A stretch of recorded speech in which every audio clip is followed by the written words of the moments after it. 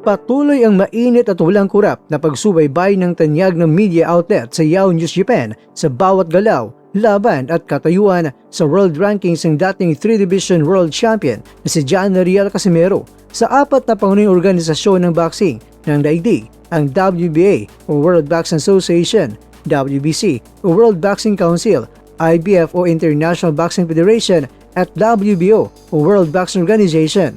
Hindi nawawala ang pangalan ng Pilipinong boksingero sa radar ng mga Hapones, lalo na't lantaran ng pagnanais nito na hamunin ang kasalukuyang hari at undisputed super bantamweight world champion na si Naoya Monster Inoue. Kamakailan lamang mga kwento, naging sentro ng malaking balita sa Yahoo News Japan ang opisyal ng pagpapalabas ng International Boxing Federation o IBF ng kanilang pinakabagong world rankings. Sa ulat na inilabas ng Japan, opisyal na ibinalita na ang bad boy raw ng Pilipinas na si Casimero ay pumasok bilang ika-10 na pwesto sa Super Bantamweight Division. Pero bago ang anunsyong ito mga kwento, si Casimero ay matagal ng unranked sa naturang dibisyon ng IBF. Ang kanyang muling pag-akyat sa ranking na naugat sa kanyang kahanghang tagumpay laban niya sa astig na Mexicano na si Luis Neri sa Aichi International Exhibition Center noong June 6. Ang bakbakang ito ay tinawag na The Bad Boy Showdown dahil sa agresibong estilo at kontrobersyal na reputasyon ng dalawang boksingero sa loob at labas ng lona. Sa mismong gabi ng laban mga kakwento, pinatunayan ni Casimero ang kanyang bagsik sa pamamagitan ng pagdomina sa ring na kung saan nagtala siya ng kabuuang 6 na knockdowns laban niyan sa Mexicano hanggang tapusin ang laban sa pamamagitan ng knockout sa ika-4 na round. Dahil sa matinding pagkatalo at sa paglabag sa timbang, tuluyan ng tinanggal ng IBF si Luis Neri sa kanilang listahan ng mga top contenders ay ito ay naging unranked na. Samantala, sa ilalim ng pamamahala at promosyon ng dating tanyag na Japanese 3-division world champion na si Koki Kameda, malinaw ang direksyon na tinak ni Casimero.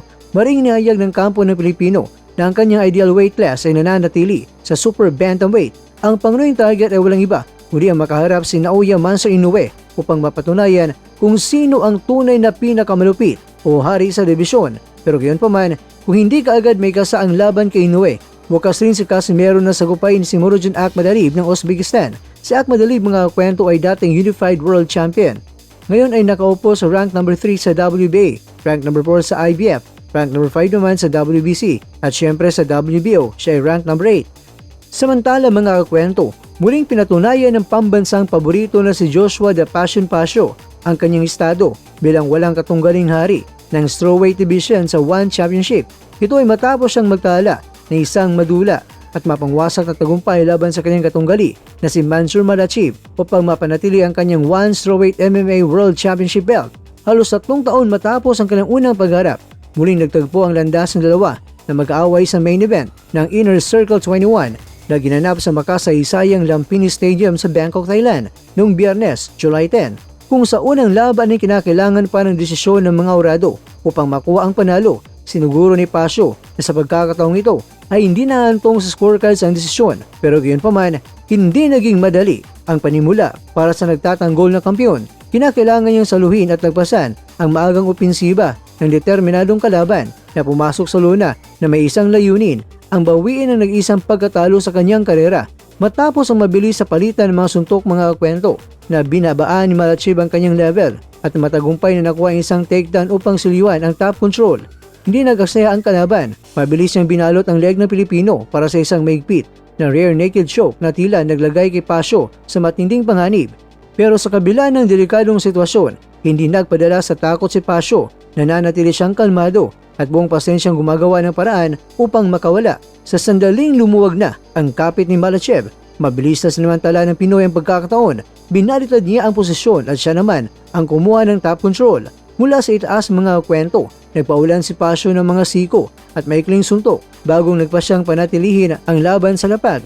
Suwabe siyang lumipat sa likod ni Malachiv at doon naman isinagawa ang sarili niyang bersyon ng rear naked choke.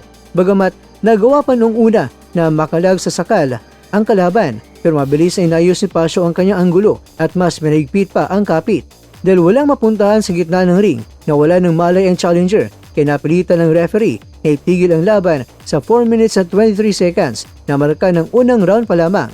Mga kakwento, ang kangahangang pagtapos na ito ay nagmarka ng pangalawang tagumpay na pagdepensa ni Pasio sa One Strawweight MMA World Championship belt. Bukod sa pananatili ng gintong sinturon, Nag-uwi rin si Pasio ng tumataginting na $50,000 o mahigit 3 million pesos na performance bonus pa lamang. Kaya naman Champ Pasio, congrats! Ikaw ay talagang paldo!